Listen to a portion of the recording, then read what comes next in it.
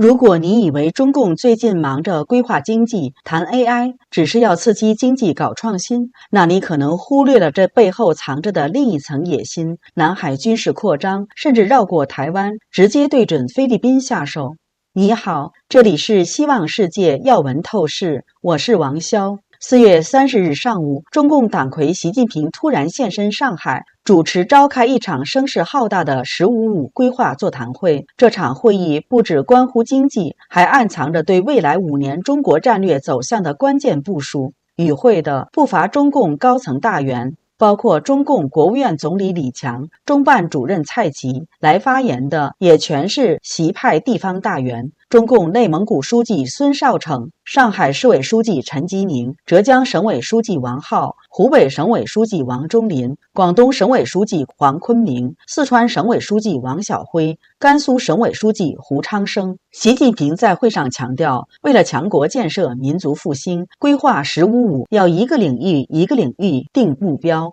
尤其要稳就业、稳企业、稳市场、稳预期，全力稳住经济基本盘。这些说法其实和以往没什么两样，真正的重点是下面这句：他要把发展新质生产力放在更加突出的战略位置。更重要的是，他强调要瞄准世界科技前沿，并在突破关键核心技术、前沿技术上抓紧攻关。这话说得好听，但背后的用意是什么？中共官媒人民日报旗下上官新闻立即发文解读，指出习近平这趟上海之行重点就是人工智能。4月29日，习近平刚去了上海的魔素空间，这是个大模型创新社区。习近平当时说的话更直接，在人工智能技术爆发式发展的今天，上海要力争在人工智能发展和治理各方面走在前列，产生示范效应。事实上，就在4天前，也就是4月25日，中共中央政治局还刚进行了一次集体学习，主题正是人工智能。中共党媒兴奋解读这一连串动作，说什么把准了时代脉搏，对历史性交汇期的精准判断， AI 是战略性技术，事关战略问题，甚至称习近平要在人工领域占据先机，赢得优势。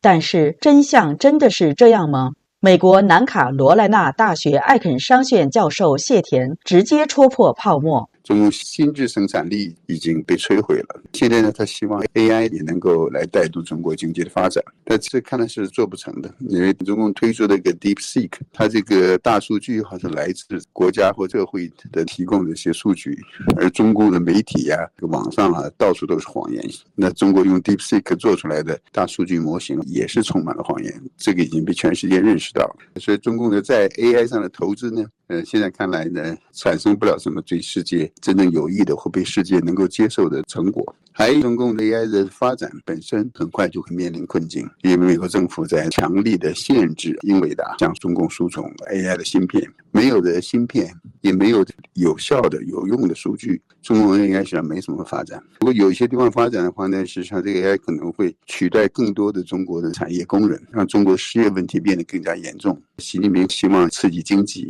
但最后的结果是一样的落空，并且还适得其反。而中共把人工智能捧上天，也被外界视为另一个更危险的讯号。这其实是一场军事布局的掩护行动。台湾资深律师、政治评论人童文勋在直播中就警告说，中共可能不是正面打台湾，而是迂回出击，从南海打菲律宾下手。他说，中共智库昆仑策提出的3战计划，目标是削弱美元地位，切断第一岛链，南海是突破口。童文勋指出，中共就在巴丹岛，这是菲律宾最北边的岛屿，离台湾最近，做一些军事部署，那还得了啊！现在巴丹岛的军事部署是美国的部署，一旦变成中共的部署，那比打台湾还要容易。如果发生这样的事情，那台湾就危险了。南北夹击，时不时骚扰，以这样的距离，如果做飞弹的部署，打台湾本岛的话，真的很难防御。他甚至警告，中共可能会透过和菲律宾前总统杜特尔特的合作，拿下几个岛屿，甚至驱逐小马克思，甚至把小小马克思暗杀掉，这不是危言耸听。在国际社会忙着盯住俄乌战争的同时，中共已经悄悄布局南海，想创造既成事实。而一旦菲律宾政府配合，中共动作若不构成入侵，美菲的协防条约就可能失效。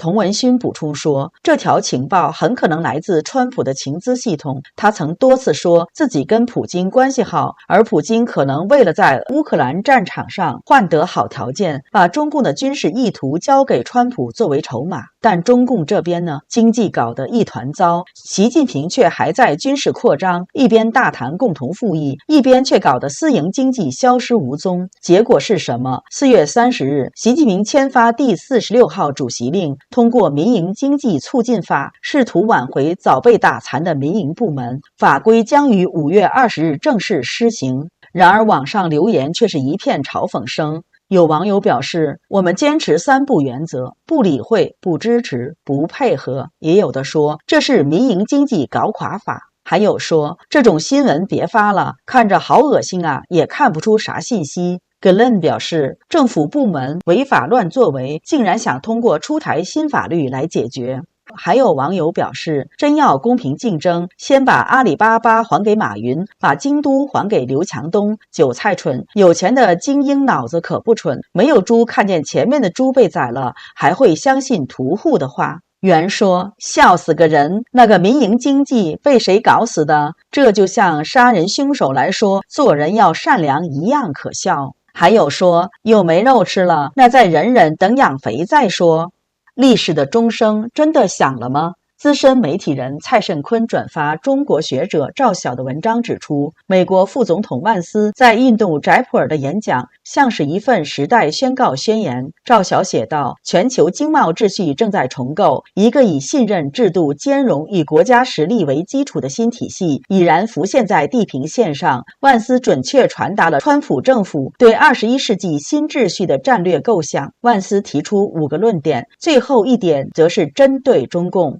赵晓指出，万斯整场演讲都没有正面提及中国，但处处都是对中共当前战略路径的挑战。如果未来10至20年，中共仍坚持特色道路、制度一直、技术自立、供应链自闭的路径，那将面临被逐步排除在新全球体系之外的风险。如果不能走向现代文明，中共最大的敌人不是美国，而是自己。万斯这场演讲清晰传递出，川普要重建的不是乌托邦理想主义全球化，而是一个更可信、更公平、更可控的全球文明网络，是一场文明同盟的重新集结。赵晓指出，历史的钟声已经敲响，建造未来的人正在重新集合。这里是希望世界要闻透视，感谢你的陪伴与思考，请订阅分享，一起在动荡中坚守真相，在黑暗中点燃希望。